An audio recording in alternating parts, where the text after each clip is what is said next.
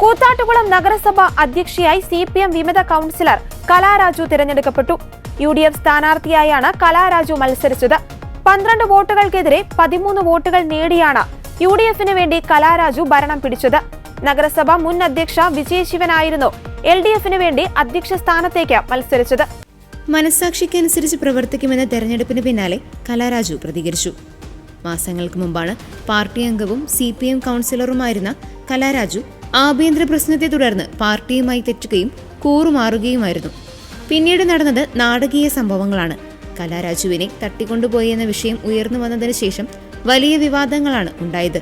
തുടർന്ന് ഈ മാസം 5-ാം തീയതി നടന്ന അവിശ്വാസ പ്രമേയത്തിൽ UDFന് അനുകൂലമായി കലാരാജു വോട്ട് ചെയ്യുകയായിരുന്നു. തുടർന്ന് LDFന് ഭരണനഷ്ടം ഉണ്ടായി. നിലവിൽ UDFന്റെ ഭാഗമായി മത്സരിച്ച് വിജയിച്ചിരിക്കുകയാണ് കലാരാജു. ഇക്കഴിഞ്ഞ ജനുവരിയിലുണ്ടായ തട്ടിക്കൊണ്ടുപോകൽ വിവാദത്തിന്റെ കൂടി പശ്ചാത്തലത്തിലാണ് കൂത്താട്ടുകുളം നഗരസഭയിലെ തിരഞ്ഞെടുപ്പ് ശ്രദ്ധേയമാകുന്നത്.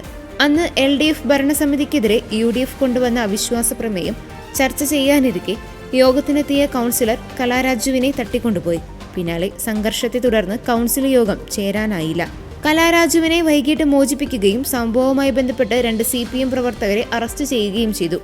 അവിശ്വാസ പ്രമേയ ചർച്ച അലങ്കോലപ്പെടുത്തിയതിലും തട്ടിക്കൊണ്ടുപോകലിലും CPMനെതിരെ കലാരാജു ഗുരുതര ആരോപണങ്ങൾ ഉന്നയിച്ച് രംഗത്തെത്തി. CPMകാർ മർദ്ദിച്ചെന്ന് ആരോപിച്ച് കലാരാജു എറണാകുളത്തെ ആശുപത്രിയിൽ ചികിത്സയും തേടിയിരുന്നു.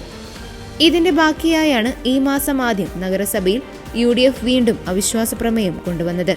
ഇത്തവണ കലാരാജു UDFന് തന്നെ വോട്ട് ചെയ്തു. സ്വതന്ത്ര അംഗം സുനിൽ കുമാറും UDFനൊപ്പം നിന്നതോടെ LDFന് ഭരണം നഷ്ടമായി. 11-നെതിരെ 13 വോട്ടുകളായിരുന്നു UDF വിജയം.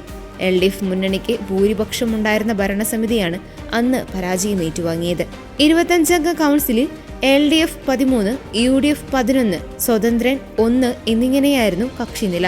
എന്നാൽ കലാരാജുവും സുനിൽകുമാറും പിന്തുണച്ചതോടെ അവിശ്വാസം പാസാവുകയായിരുന്നു. കഴിഞ്ഞ ജനുവരിയിൽ തന്നെ തട്ടിക്കൊണ്ടുപോയത് ചെയർപേഴ്സന്റെ കാറിലായിരുന്നു എന്നും അതേ കാറിൽ തന്നെ താൻ ചെയർപേഴ്സണായി യാത്ര ചെയ്യുമെന്നുമാണ് കലാരാജു വ്യക്തമാക്കിയിരിക്കുന്നത്. CPMൽ നിന്ന് നീതി ലഭിച്ചില്ലെന്നും അവർ പറഞ്ഞു.